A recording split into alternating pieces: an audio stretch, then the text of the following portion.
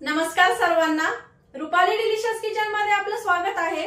तर आज आपण असं मस्त पौष्टिक पदार्थ बघणार आहोत। तुम्ही हा नाश्त्याला करू शकता, मुलांना डब्याला देऊ शकता, झटपट होणार आहे आणि घरच्या साहित्यात होणार आहे मेन म्हणजे। तर आज आपण टोमॅटो ऑमलेट बघणार आहोत। तर मग चला साहित्य बघूया आणि रेसिपीला सुरुवात करूया। इथं बेसन पीठ घेतलंय 1 वाटी, अर्धी वाटी तांदळाचं पीठ, रवा, हा आमचा घरगुती लाल मसाला आहे, नाशिक स्पेशल लाल मसाला आणि नाशिक स्पेशल काळा मसाला। एकदम नो कलर नो प्रिझर्वेटिव्ह मध्ये आपण मसाले बनवतो, एकदम घरगुती पद्धतीचे, एकदम शुद्धतेत आणि खात्रीशीर। तर तुम्ही ऑनलाईन ऑर्डर करू शकता। हळद, धना पावडर, जिरं, ओवा, चवीपुरतं मीठ, एव्हरेस्टचं हिंग वापरणार आहे इथं आपण, लसूण, अर्धा इंच आलं, टोमॅटो घेतलेत, एक छोटा एक मोठा आणि भरपूर अशी कोथिंबीर घेतली आहे। तर आता पुढची कृती बघून घेऊया। तर आपल्याला टोमॅटोचं एक वाटण तयार करायचं आहे। त्यासाठी जो मोठा टोमॅटो घेतलाय तो रफली चॉप करायचा आहे, म्हणजे जाडसरच चॉप करायचा आहे आपल्याला, कारण आपण तो मिक्सर मधनं काढणार आहे। हे बघू शकता, असं मोठ्या मोठ्या फोडी करायच्या आहेत। आल्याचे पण तुकडे करून घेते। तर आपल्याला हे सर्व मिक्सरच्या भांड्यात काढून घ्यायचं आहे। टोमॅटो, आलं, टोमॅटो टाकून घेतलंय, आलं टाकून घेऊया, 5 ते 7 लसूण पाकळ्या, अर्धा चमचा जिरं, तुमच्याकडे जिरा पावडर असली तर ती पण तुम्ही यूज करू शकता इथं। आणि जो एक टोमॅटो आहे ना बारका, तो आपल्याला बारीक कट करून घ्यायचा आहे आणि कोथिंबीर बारीक कट करून घ्यायची आहे। आता याचं मी वाटण तयार करून घेते। एकदम फाईन पेस्ट तयार करायची आपल्याला टोमॅटो, आलं, लसूण आणि जिऱ्याची। तर आपण इथं टोमॅटो आणि कोथिंबीर एकदम अशी बारीक कट करून घेतली। टोमॅटो शक्यतो जेवढं होईल तेवढं बारीक कट करायचं आहे, म्हणजे आपण जेव्हा टोमॅटो ऑमलेट जेव्हा आपण पसरवतो पॅन वरती तेव्हा तो छान स्प्रेड होतो आणि एकदम असं पातळ आणि असं कुरकुरीत तयार होतो आपला ऑमलेट। तर आता इथं मी मोठं भांडं घेतलंय एक, त्यात आपल्याला बेसन पीठ मोठं घ्यायचं जरासं, बेसन पिठाच्या अर्ध तांदळाचं पीठ, 2 चमचे रवा, ओवा घेतलाय तो चुरगळून घ्यायचा हातावरती, म्हणजे कुठल्याही पदार्थामध्ये छान फ्लेवर उतरतो।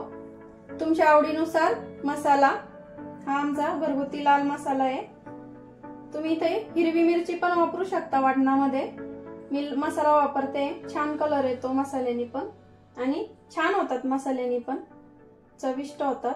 अर्धा चमचा धना पावडर, पाव चमचा हळद आणि कोथिंबीर आणि टोमॅटो जे आपण घेतलंय ना कट करून, ते पण आत्ताच इथं टाकून द्यायचंय। मस्त कलरफुल दिसतंय आणि खायला पण तेवढंच छान होणार आहे।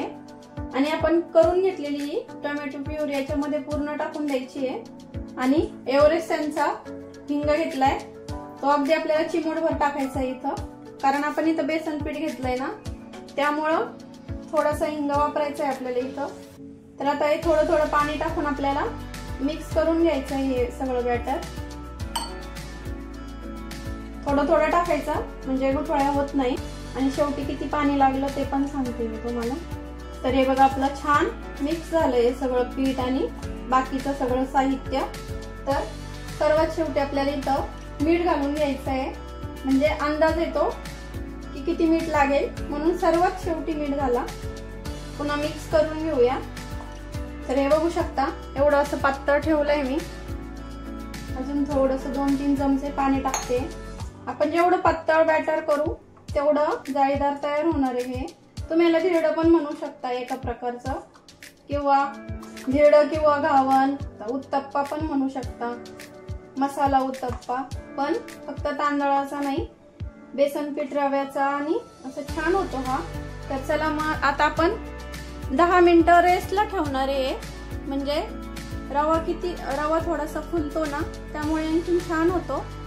तर मग 10 मिनिटं आपण रेस्टला ठेवूया आणि मग आपले टोमॅटो ऑमलेट करायला घेऊया। तर 10 मिनिटं झाले, पॅन गरम करायला ठेवलाय गॅसवरती, थोडंसं तेल टाकून घ्यायचं आणि टिश्यू पेपरनं थोडंसं स्प्रेड करायचं आहे आपल्याला इथं। जेव्हा तुम्ही कांदा घेऊन अर्धा कट करून असं ते पण करू शकता, त्यांनी पण छान होतं स्प्रेड। आणि पॅन आपल्याला असा कडकडीत गरम होऊ द्यायचा आहे, म्हणजे छान जाळी पडते। तर आता असं सगळीकडनं पसरून आपण टाकून घेऊया। हे उलटण्याच्या साहाय्याने आपल्याला हे स्प्रेड करून घ्यायचंय, पसरवून घ्यायचंय। एकदम पौष्टिक आहे, मुलांना असं पोटभरीचं आहे, नाश्त्याला करू शकता किंवा जेवणामध्येही करू शकता। गॅस कमी करायचा आहे पूर्ण, थोडंसं कडेने तेल टाकून घ्यायचंय आपल्याला। आणि डाएट करतात ना ते पण खाऊ शकतात, वेगवेगळ्या भाज्या टाकून खाऊ शकतात। हे झाकण ठेवून घेऊया, 1 मिनिटासाठी झाकण ठेवायचंय आपल्याला फक्त। 1 मिनिट झालंय, बघूया। आधी याच्या कडा सोडून घ्यायच्या सगळ्या, बघू शकता अलगद निघतंय मस्त। आणि पलटून घेऊया। आता थोडंसं तेल टाकून घेते, तुम्ही इथं तूप बटर ते पण वापरू शकता। आणि या साईडने पण आपल्याला छान परतून घ्यायचं आहे मीडियम गॅसवरती। गॅस मीडियम करायचा आहे इथं आता आपल्याला। बघूया आता कसं झालंय, छान परतलंय। आता इकडच्या साईडने पण काढून घेऊया एका भांड्यामध्ये।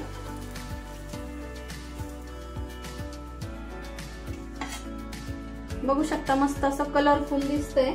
आता दुसरं पण असंच करून घ्यायचंय आपल्याला, थोडंसं तेल टाकायचं। आता तवा आपला पहिल्या आधीपेक्षा छान गरम झालंय, आता हे आधीपेक्षा पण छान होणार।